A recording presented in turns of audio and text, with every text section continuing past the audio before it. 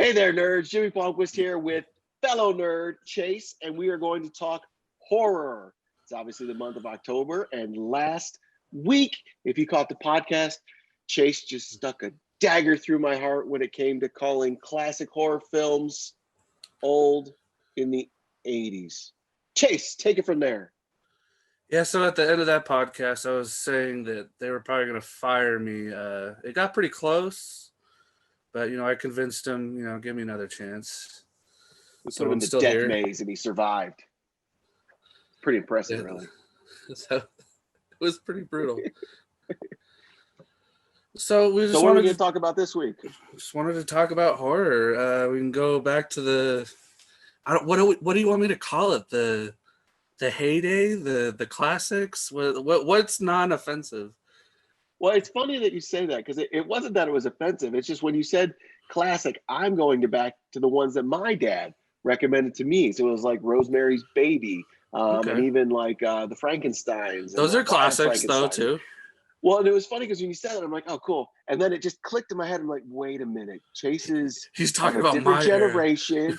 I'm like, is he referring to the 70s and 80s as the classics? And when you said so, and I'm like, oh my God, I'm so old. So it was more of a How old are you realization again? than it was. I'm 43. Isn't that amazing? That's all it takes is 12. That's 12 years. That's it. I know. And And somehow it just. it does. And it's so weird that we kind of joked about it, and that I got very lucky in growing up in the 70s and 80s and the very tail end of the 70s and the 80s. And I got to experience all these things. But at the time, it was just, who cares, life, whatever. But now that we're in 2020 and you look back, you're like, yeah, horror films back then were amazing. They were just coming into their own. The slasher film, which is my favorite, was really kind of just introduced and finding its legs, and really became a big thing in the 80s. And so much so that the sequels just killed that genre for the most part. But it really was a great time. The era just felt very exploratory. Like the studio said, go nuts, do what you're going to do. We'll back off. And I don't know, maybe for better or worse, they went for it. And, I think it's one of the reasons that horror is still alive. It endured through the era of the PG-13 horror movies. I think Yes. I think the era of Freddy and Jason and Michael and Pinhead and all those guys, they kept it alive, whether it was on life support or not. We can debate that later, but I think that kept it alive just long enough so that from about 2010 on, I really think there's been a resurgence of horror, at least for me. I've been enjoying the hell out of the horror movies in the last, like I said, 10 years. Well, you bring up a good point, because in the 70s, a lot of independent film was returning. And one of my favorite movies is Texas Chainsaw Massacre in 1974. And as independent, that is definition of independent, and it made a ton of money. So other filmmakers trying to make independent film saw that was an avenue to go. So you have Last House on the Left with Sean Cunningham and Wes Craven. You even have A Nightmare on Elm Street, which, yes, it was New Line Cinema, but it was New Line Cinema at the time where that was not a big name. I mean, literally, this is the house that Freddy built, and that's why it's called that. You have Sean Cunningham making Friday the 13th. And it just so happens that it gets picked up by Paramount. So once these movies start making mad money, Halloween, obviously another huge one in 1978, that was just it was the most successful independent film of all time at that time.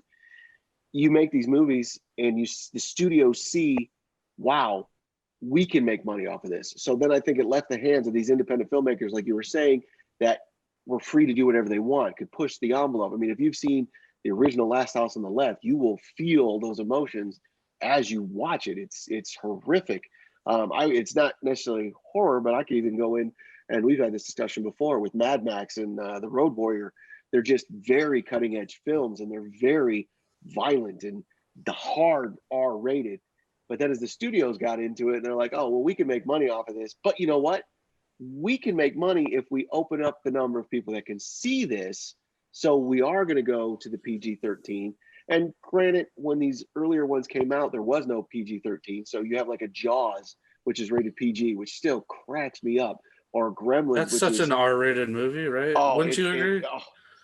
I can't think of another film that has affected me as much as that in my life. I will still, at 43, be at the beach. Hell, I could be in a lake and be like, "Oh shit, I gotta make sure there's no sharks." You could argue that movie's psychological more than it is a Oh, monster it is. movie. It is. Because you It's know, yes. so much of the even in the climax of the film, so much of the monster is hidden. It's hidden in Yeah. shadow. It's hidden in dark waters. It's never truly shown. No, And and that's what makes it even scarier. I think that's where a lot of horror movies lose their their their focus is when they get so hell bent on showing it rather than just letting the imagination run. I think Yeah. that's when your movies are most effective. That's why Halloween was so good because he was always in the shadows. He was always kind of lurking halfway where you couldn't see him. Now, granted, they showed him, but it's easier to show a guy in a Shatner mask than it is a full CGI monster. But then, It's a see, realistic situation. then you had masters like John Carpenter who could show those things practically. And again, Exactly. that's And go ahead. you go to his other horror film, The Thing, with practical effects, and it's like just the idea of isolation in the middle of the Arctic, and you're at this research lab with this alien invasion virus taking over, and who is it, who's the alien, who's the good guy, who's a bad guy, and just the practical effects they incorporate in that movie are just phenomenal.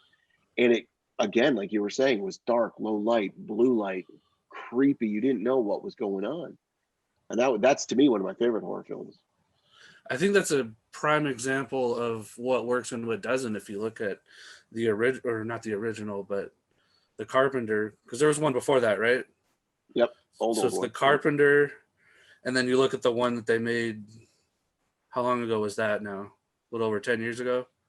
Yeah, And it was just full of. They had some practical monster effects, but a lot of it was computerized, and it wasn't intimidating anymore. And that yeah. says a lot that a movie that was made, was it late 70s? The Thing, or early Uh, 80s? I forget. it was 82, same year as same year as ET. God, that's the year my brother was born. Fuck, he's old.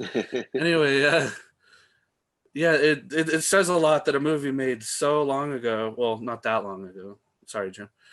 Yeah, Made watch it. that at that time works so much better than a movie that was made recent. Doesn't, the more money doesn't always mean better. I think Yeah, that era, of Michael and all that, I think that was proof that you just needed a good story, good characters, and a desire to create something, and you could. well, and that's a good argument because you go along with Nightmare on Elm Street, which I think would be the one of the best examples where CG could really help a film portray the nightmares. And as technology got better and Freddy sort of became more goofy, they started using more and more gimmicks that were coming into Hollywood. And I'm not saying 3D was a new gimmick, but I can't remember which one it was, six, something like that, where you have put your glasses on now because whatever scene is coming at you with Nightmare on Elm Street, whatever was in his nightmares, it's like, really? So maybe your Was story's not that tight. was the whole movie in 3D or just parts of it? No, it was literally put your glasses on now to see the effects. Wait, so in the middle of the movie, it would have some thing pop up? Yeah, and I want to say it was like little flying worms or something. I can't remember. It was a long time ago. But yeah, it definitely was trying to use a new Huh. technology, and they kind of all do it. Jaws 3D, Jason 3, or Friday the 13th 3. Yeah, they kind of went that route, just trying to use new technologies. Again, not new, I get it, but different technologies to show, hey, we can be fun with our horror films. And it's funny when you go back and watch them, there are certainly, especially Friday the 13th 3, moments where they do gimmick things like there's a yo-yo that he's bouncing down and it's going like right at the camera, 3D style. And it's funny that they use that. And to me, 3 should not be known as the 3D one. It should be known, this is the one where Jason got his mask. But it was the 3D one. And there's so many silly gimmicks to showcase 3D at the time versus like James Cameron and his 3D, depending, no matter what your opinion is, that 3D is far superior than the old red, blue glasses 3Ds that it's just funny to see now. Well, you look at those and you see that they kind of lost the point of making the movie. Was like they were just standing behind the camera going, what can we throw at this 3D thing, you know? Let's throw a yo-yo. Exactly. Let's throw a ball at it. Ooh, we can show 3D titties. Like, it's ridiculous. Exactly. And it did get ridiculous. Oh, yeah. See, what I was thinking about, though, is when you were talking about, you know, the words popping up to put your 3D glasses on. Maybe it's different with campy movies that it doesn't need that. But for me, I'm very much, one of the things I love that good movies will do is they pull you in. If I can get pulled in and forget about the world outside, that's a good movie. So if I'm sitting there enjoying the hell out of something and some words pop up, say, hey, put on your 3D glasses. But again, maybe the campiness, it was a different thing. I don't know. But I'll be honest, one of the best films I've seen recently that did that was A Quiet Place. I have never been in a theater. Oh. And obviously you don't talk and all that. And the film's soundtrack was made to be this way too. But that was the quietest theater I have ever been in. You did not hear bags rustling from people getting popcorn. You did not hear people drinking. It was quiet. It was amazing effect. You want a frustrating experience, go to a horror movie that is a screening for the public. Yeah. Consistently, it got to where I remember it was Brandon and I, we went to go see it. And this was after so many experiences of people just not shutting up. And it's fine if something scares you and you giggle. I get it. I'm not trying to be a curmudgeon here or anything, but it just got to a point where we would go to the person running the event and we would ask them every time, hey, can you remember to, as you're making your announcements, tell everyone to be quiet. We had to start doing that. And was this with normal audience too, where they won like tickets and stuff? With to get public, in to see yeah, it? Okay. Yeah. I remember going to see, one of the most frustrating experiences I ever had was Insidious 3. I just got to where I wasn't paying attention and I just told myself, I'll go see this. You know, they usually do the screenings about 2 days before the movie premieres, so I'll just go to a late night and, you know, experience it then. But these people will not shut up. But like you said, with A Quiet Place, just the way they approached it with the sound design and the cinema, it shut everyone up naturally. I've never heard a movie that quiet before. No popcorn. It was funny. You could hear people chewing popcorn for maybe the first 10 to 20 minutes. And then they really started getting a feel for what this movie was doing, and nothing. You saw people walking out with full things of popcorn. It was such a cool experience to see that. And I would say that's one of those movies that really, kind of like going back to Jaws, really did it well, in that if you show the monster and it's stupid, you just kind of lose credibility. One of our good friends, Kelly, she loves Leviathan. It's another Sean Cunningham film, and I just can't stand that movie. And it's basically The Abyss, except it's a horror monster underwater, and it's just so lame and cheesy. And I'm sure there's a whole legion of people that love the movie Leviathan. Oh my god, I can't stand it, because you see the monster, like, really? That's the thing I'm supposed to be scared of? Oh, come on, man. This is pathetic. So when you have like A Quiet Place where they don't really show it, and then you get glimpses of it, you're not disappointed. You're like, oh wow, okay, yeah, that'll do it. Yeah, I can see why they're all freaked out. Did you just look up Leviathan? My friends talked to me about that one, Leviathan. I've never seen it. Yeah, but it wasn't so much he talked about the monster, so I don't know how. Oh wow. It literally came out one day before I was born. Oh, that's funny. March Oh yeah. 17th, 1989. Holy shit, that's crazy. Literally one day before. Huh. You Anyway, have aged much better than that movie has. thanks. Anyway, he was talking to me not so much about the monster or anything. It was just we both have a fear of the ocean, so it was more. Again, it was more about what you didn't see than what you did. And I think it would have worked way better if you didn't see it. It would have been like Sunshine. I love that film. It's Oh, so so good, good. Outer so good. space, and your like enemy is the sun. It's so awesome, and you just have psychological warfare essentially. It got a lot of comparisons, so it made me think of from Leviathan. It's nothing amazing, but the movie Underwater with what the hell's her name? The Driftwood actress. She's got the range of Driftwood. I would say the Twilight actress. What's her name? You're hitting realms I don't know, sir. This one just came out, didn't it? Yeah, Recently? I didn't see it. That's the problem with kids in horror films. Kristen Kristen Stewart. Stewart. Okay, yeah, and I do remember you talking I'm about being that. harsh on her. She's getting better, but I don't know. She's just if you ask me her trajectory compared to say Robert Pattinson, if we're going from Twilight, he's proven himself as an actor, whereas I don't know, maybe that's part of the problem is she can't get better roles. I don't know, but she was That's really an good in this interesting one. cast. That's an interesting cast. Vincent Castle and T.J. Miller. But again, it's nothing amazing. But considering it came out in January, it was actually really good. But what they did is you could see the monsters, but only to a certain extent. A lot of it was shrouded in mystery and darkness and dust, and it made it worked. I went in with no hope for this movie. Hmm. This is a That was January release. Again, I'm not the biggest fan of her.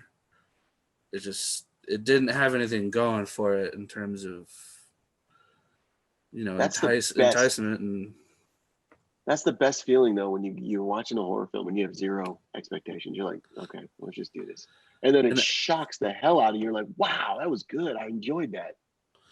one thing it does is that it gets right to it.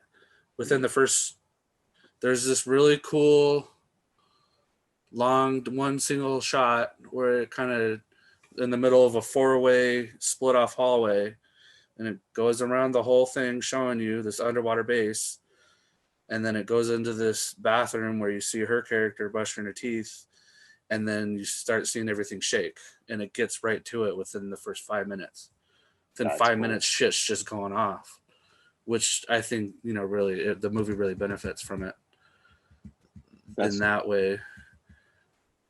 that's But awesome. it was one of those situations where you can show it, but use it in a wise way. A lot of people hated the ending, and that's actually kind of what sold it for me is that they went for broke at the end. They have all these little creatures that they're fighting, and you think this is what it is, where it turns out they're sort of little scouts for the mother. Oh, And that's they come interesting. back, and there's a scene.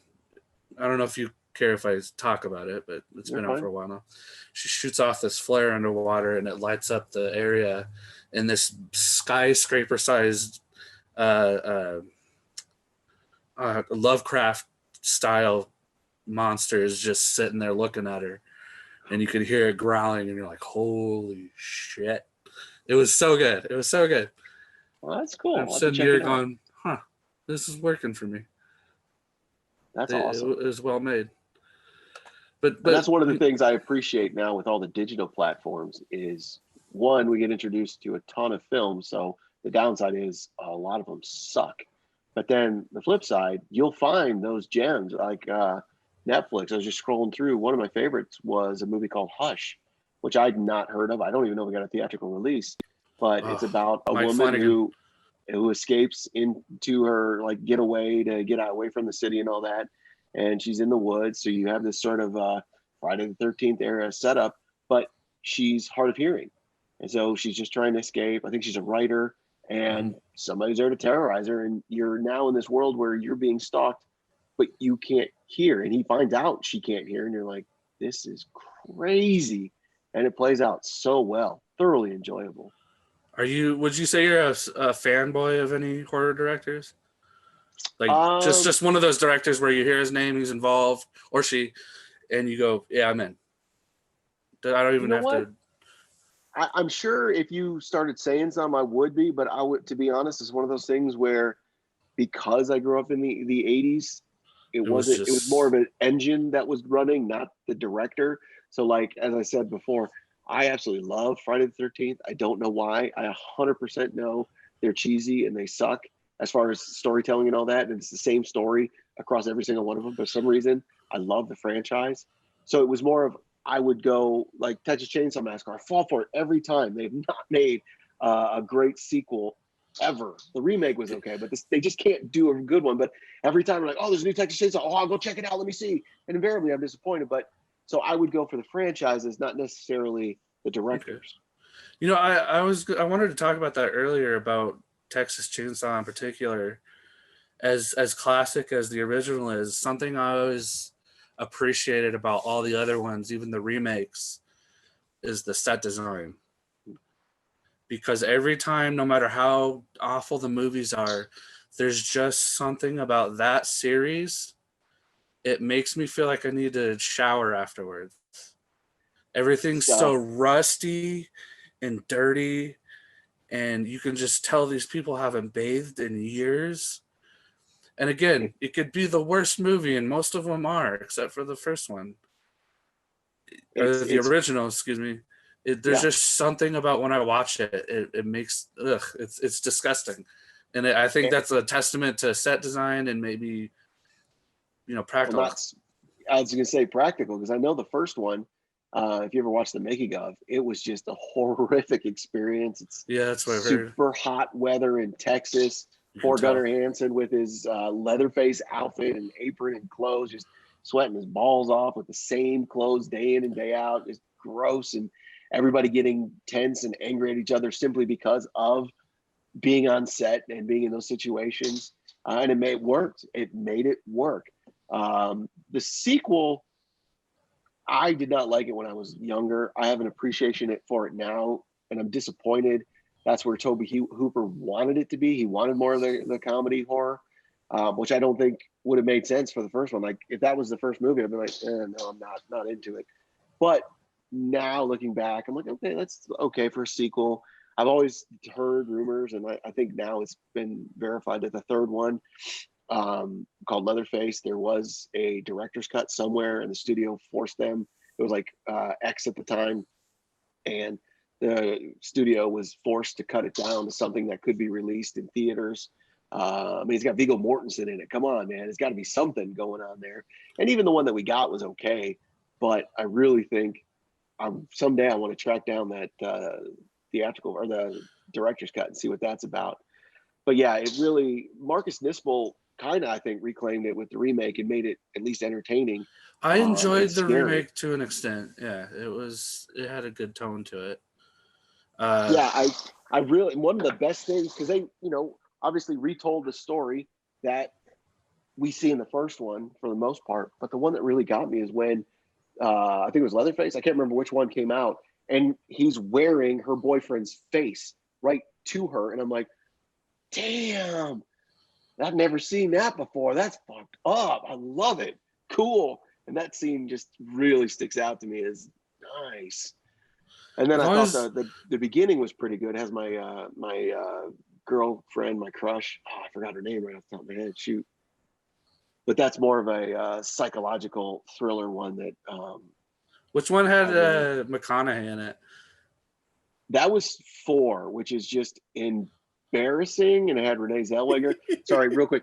Jordana Brewster. That's my girlfriend. I think she's. Yeah, I get it. But yeah, anyway. The Next Generation is just like, what the fuck? And at the end, and this is the funny one. So Tobe Hooper made the first one, and then he got his chance to make the second one 12 years later. But there was a second guy that made it with him called Kim Henkel. And Kim Henkel came back and made the fourth one. And the fourth one, like at the end, brings in the Illuminati, and you're like, what the fuck are you doing? What is this You movie? And it's just you like, lost the focus. oh my God, this is horrible. Horrible, horrible film. So You yeah, know, I really, I always imagined this scene because I never felt like they utilized Leatherface enough with his chainsaw. mhm. I always thought that could have been his Michael Myers knife, and maybe you could argue it is, but I always imagined this scene like if I wanted to make my own. I don't know why I've always imagined this where he's chasing someone and it ends up at this sort of fair, like town. What's the word I'm looking for? Not a fair, but a circuit, traveling circus kind of thing, roller Yeah, coasters and everything. yeah, no, fair, like county fair. County fair. Okay, so I always picture someone running, sort of limping and screaming, and I imagine him behind them, and he can't catch up, so he chucks his chainsaw. And I always imagine this scene where it catches them in the shoulder, and just through momentum, it throws them. It like knocks them on their back. Yeah.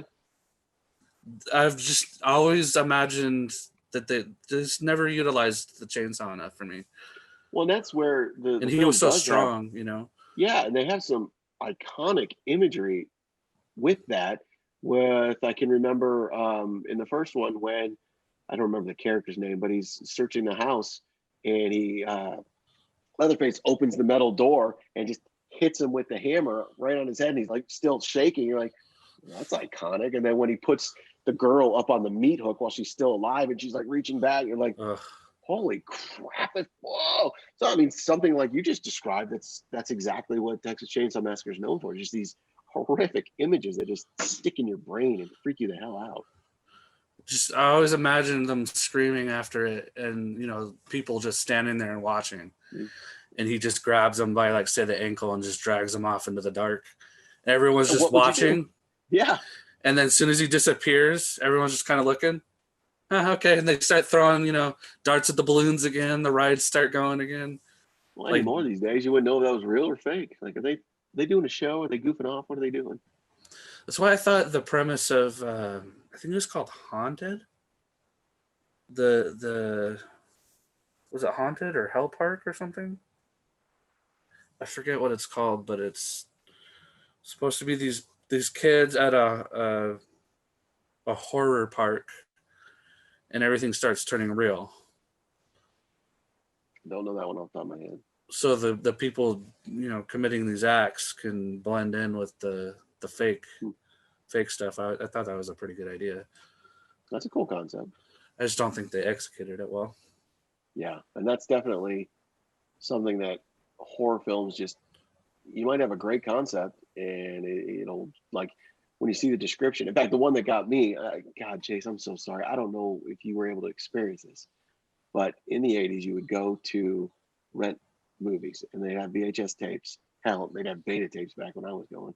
And you would see the cover art on the VHS and you'd be like, oh man, specifically for horror films, you'd be like, what is that? I got to know more. So, like, I saw Chud. Why? Because the cover looked awesome. What is that thing that's just coming up under the sewer there? That looks amazing. Basket Case. What is this? Oh my God, that's a great cover. All the Friday the 13th, in my opinion, had amazing covers. And that would draw you in and you'd watch it and you'd see it. And usually they sucked, but the descriptions on the back would tell these fascinating tales and all that gets you hooked. And a lot of times the stories just didn't work or they were ripping off things that somebody else had done successfully and they were just trying to do it on their own. It was like, that didn't work. That didn't work at all. Having grown up during that time, would you say the horror genre was more chaotic in terms of their release schedule?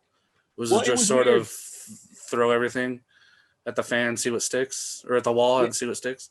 yes and no, because although it was very inexpensive to make a horror film, it was it cost more money than it does now because they didn't have digital.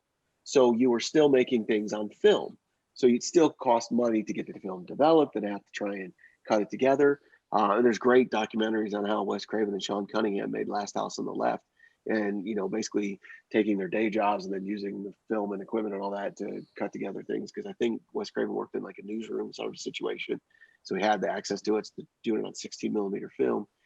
But a movie called Truth or Dare sort of broke that mold and was filmed completely on VHS, released only on no theater, just VHS. So it really started getting to these ideas that we don't have to go through a theater to do it.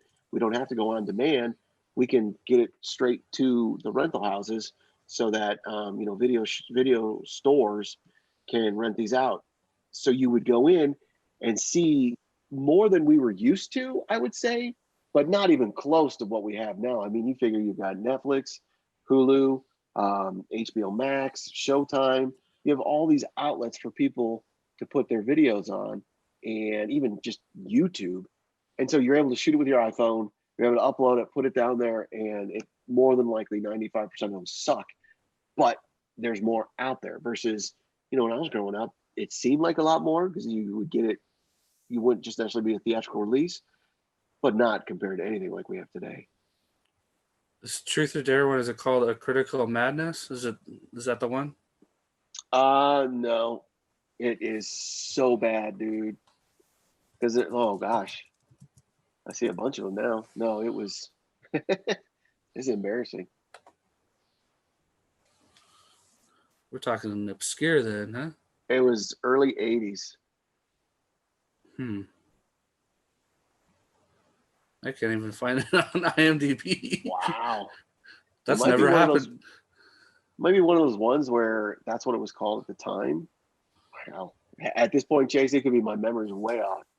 But it could be that it changed its name, or it just that happens totally fell to obscurity. Because I know one of my favorite mimic movies, meaning it totally just stole from Friday the 13th, was Silent Night, Deadly Night.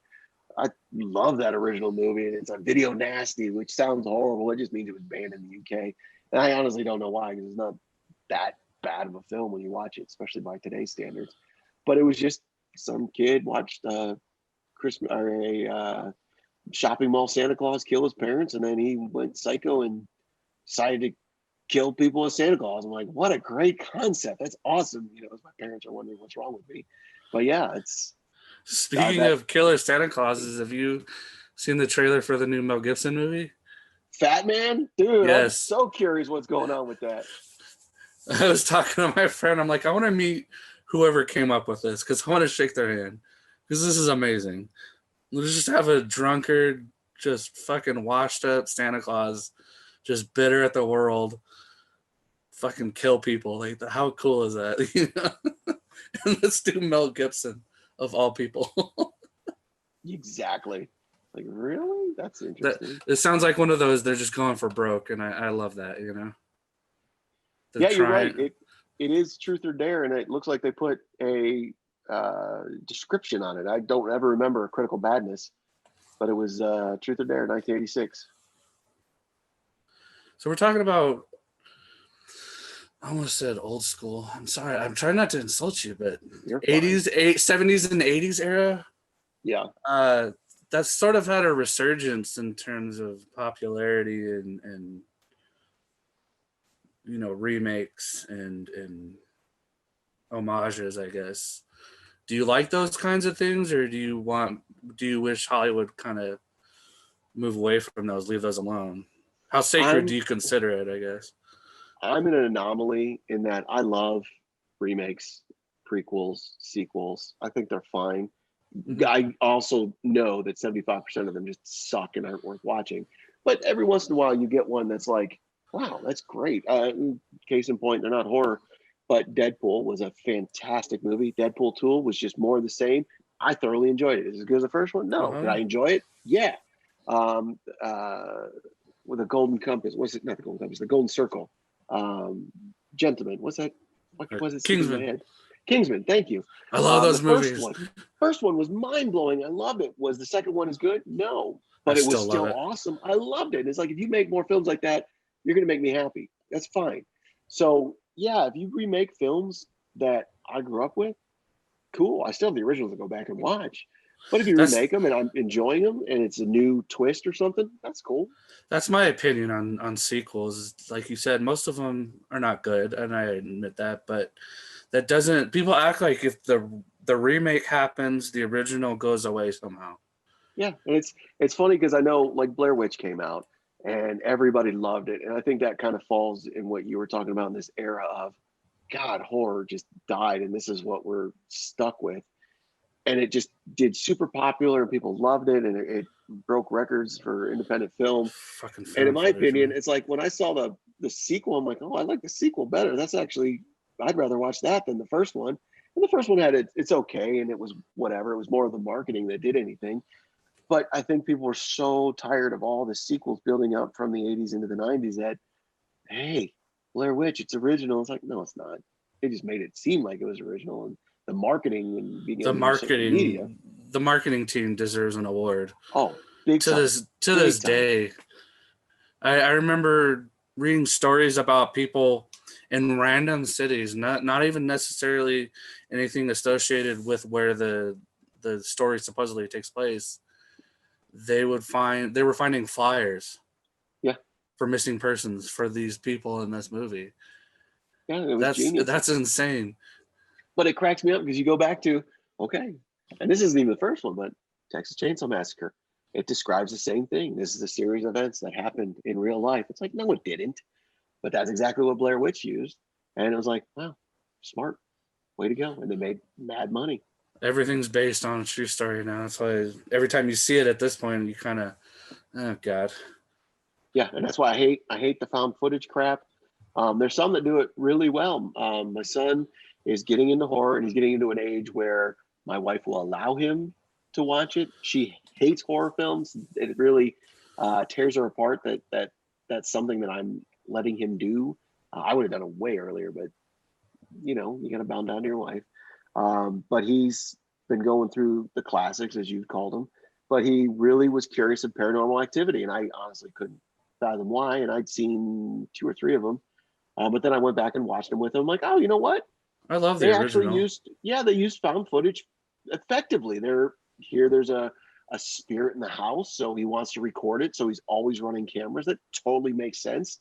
Yeah. Whereas, what was the monster movie that was? I think it was J.J. Abrams, Cloverfield. Cloverfield.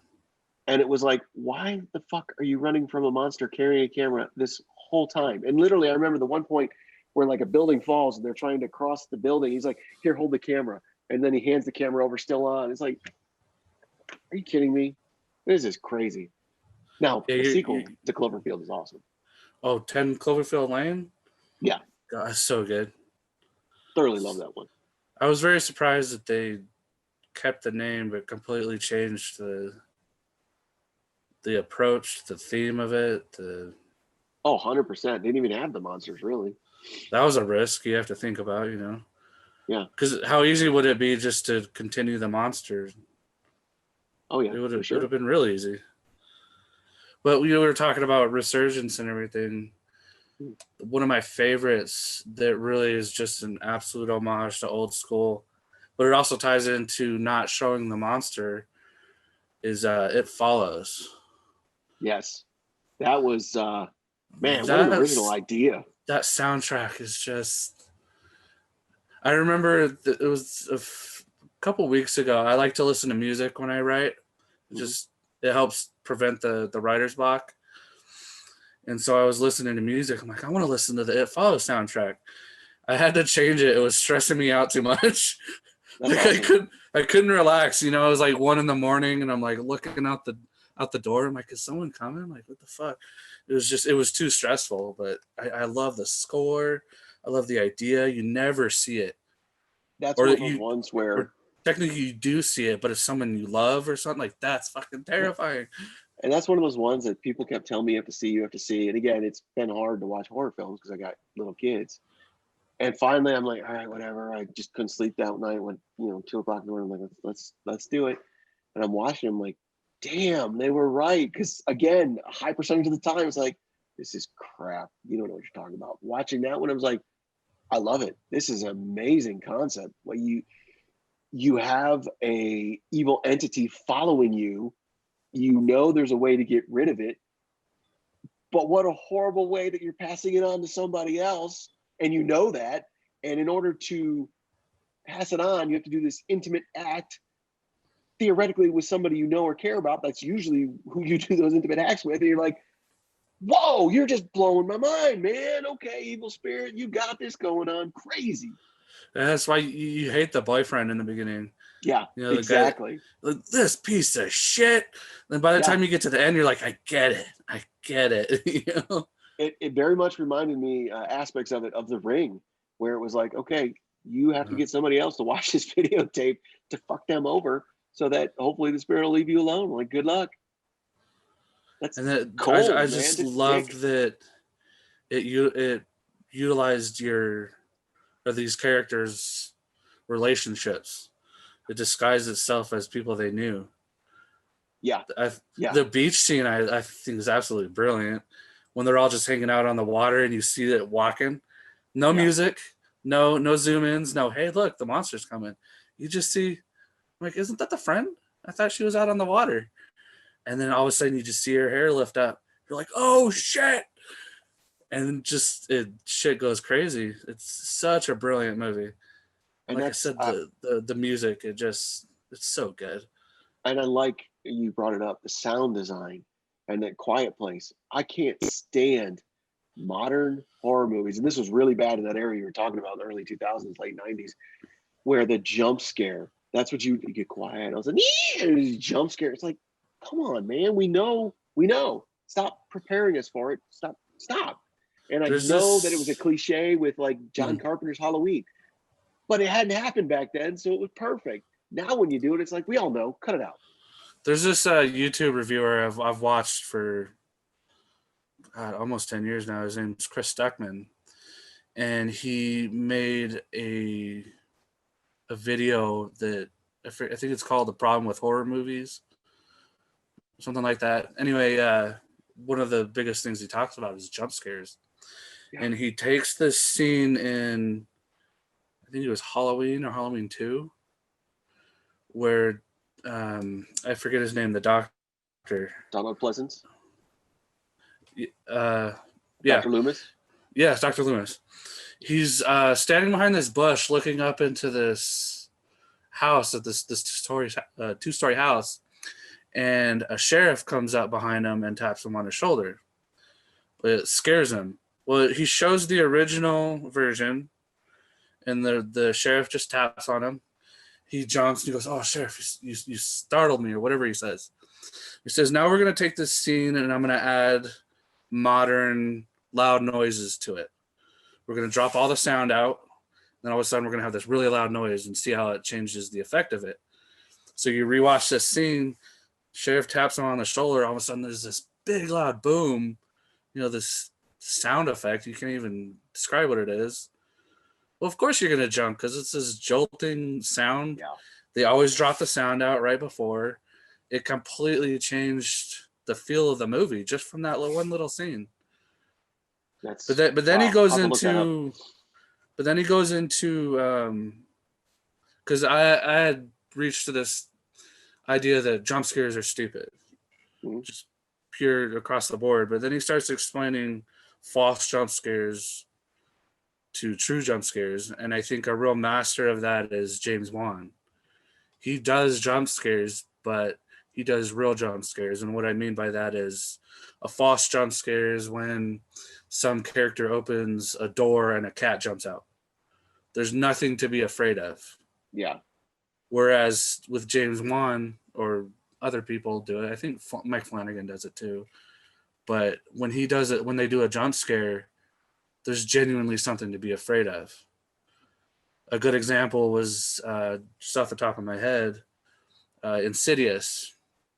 There's a scene where she hears her child crying through the baby monitor, so she goes to the kid's room and she sees a ghost standing behind the baby's bassinet or whatever you call it. It was a genuine jump scare, so it worked. Didn't piss you off because it was something that would really scare you. Yeah, she thought there was an intruder in her home. Yeah, which is something to be fucking terrified of. And that's what annoys me, is that you can do it correctly and scare the bejesus out of somebody, or just use it and not really be scared and kind of faking it, and that's where I think a lot of the films, the bad ones especially, and we saw it a lot in the 80s where, I'm sorry, in the 90s and the early 2000s, like you were talking, where it's just we don't have original ideas, so we're almost like the joke where people are like, I fed all these scripts into this computer and this is what it spit out. And it's like we got horror films like that. And it's like, oh, okay, I guess.